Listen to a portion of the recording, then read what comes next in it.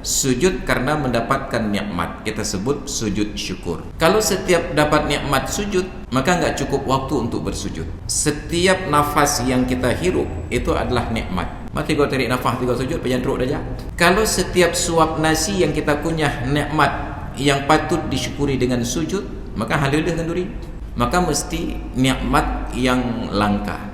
Apa langka? Terjadi dalam durasi waktu interval yang lama-lama sekali. Ada orang yang ikut tes masuk kuliah lewat, sujud syukur. Ada orang yang sekolah ikut ujian akhir lewat, sujud syukur. Kenapa? Peristiwanya dalam durasi waktu yang lama-lama sekali dapat nikmat, sujud syukur. Tapi kalau nikmat yang mutajaddid berulang-ulang, itu tidak diizinkan untuk sujud. Maka dibuat ketentuan, tidak boleh sujud sembarangan. La tasjudu lisyamsi wala lil qamar wasjudu lillahi alladzi khalaqahunna.